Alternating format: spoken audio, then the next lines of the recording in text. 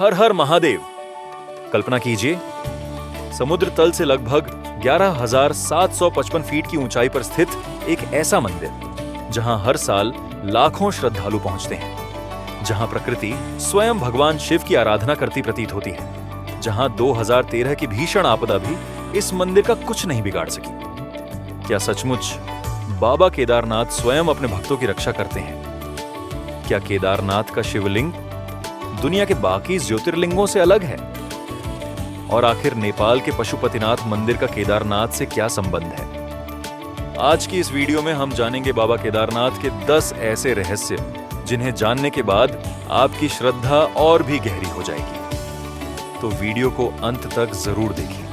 महाभारत युद्ध के बाद पांडव अपने ही रिश्तेदारों की हत्या के पाप से मुक्त होना चाहते थे। भगवान शिव उनसे नाराज होकर हिमालय में आ गए और बैल का रूप धारण कर लिया। जब भीम ने बैल को पकड़ने का प्रयास किया, तब भगवान शिव धरती में समाने लगे।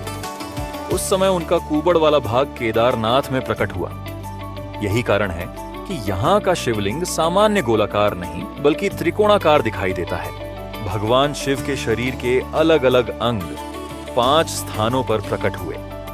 केदारनाथ, कुबड़ तुंगनाथ, भुजाएं रुद्रनाथ, मुख मध्य महेश्वर, नाभि कल्पेश्वर, जटाएं, इन्हें पंच केदार कहा जाता है। माना जाता है कि जो भक्त पंच केदार की यात्रा पूरी करता है उसे भगवान शिव की विशेष कृपा प्राप्त होती है।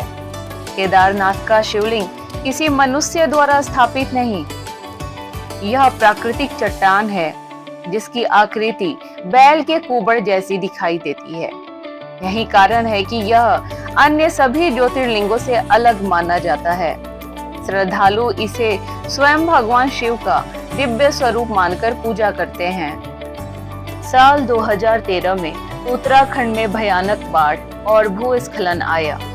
हजारों लोगों की जान चली गई और पूरा केदारनाथ क्षेत्र तबाह हो गया।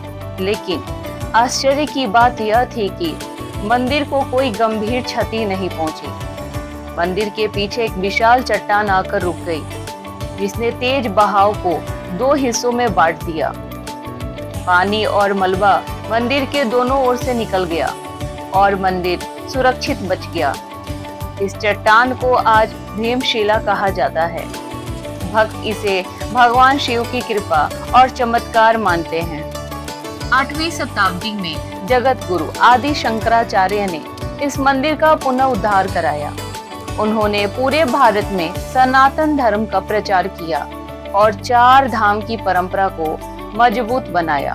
मान्यता है कि मात्र 32 वर्ष की आयु में उन्होंने केदारनाथ में ही समाधि ली। आज भी मंदिर के पीछे उनकी समाधि स्थित है, जहां श्रद्धालु श्रद्धापूर्वक दर्शन करते हैं। केदारनाथ मंदिर वर्ष में केवल लगभग 6 महीने ही खुला रहता है। सर्दियों में भारी बर्फबारी के कारण कपाट बंद कर दिए जाते हैं।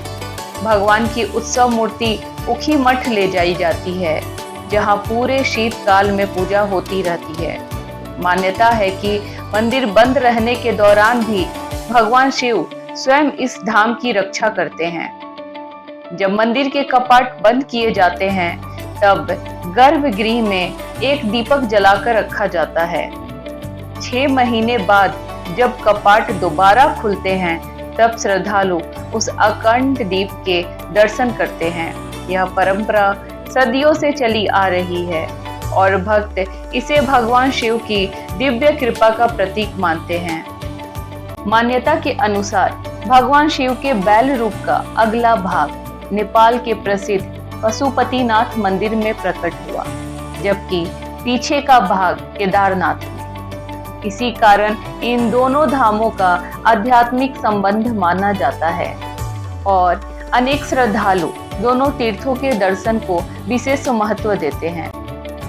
केदारनाथ मंदिर समुद्र तल से लगभग 3,583 मीटर की ऊंचाई पर स्थित है।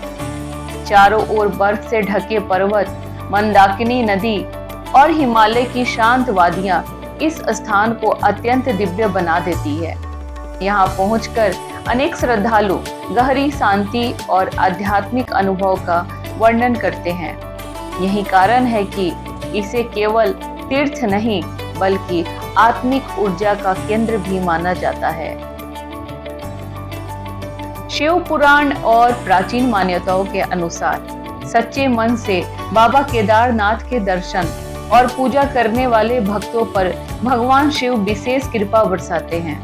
ऐसा विश्वास है कि यहाँ की गई प्रार्थना जीवन में सकारात्मकता, साहस और आत्मबल प्रदान करती है। इसी कारण केदारनाथ धाम को मोक्षदायक तीर्थों में विशेष स्थान प्राप्त है। तो दोस्तों, बाबा केदारनाथ केवल पत्थरों से बना एक मंदिर नहीं बल्कि आस्था, विश्वास और सनातन संस्कृति की जीवंत पहचान है। यहाँ का हर पत्थर, हर पर्वत और हर हवा का झोंका भगवान शिव की दिव्यता का अनुभव कराता है। यदि आपको यह वीडियो पसंद आई हो तो लाइक करें, शेयर करें और हमारे चैनल अन्वी दिव्य भक्ति को सब्सक्राइब करना बिल्कुल ना भूलें। कमेंट में श्रद्धा के साथ लिखें ओम नमः शिवाय और हर हर महादेव।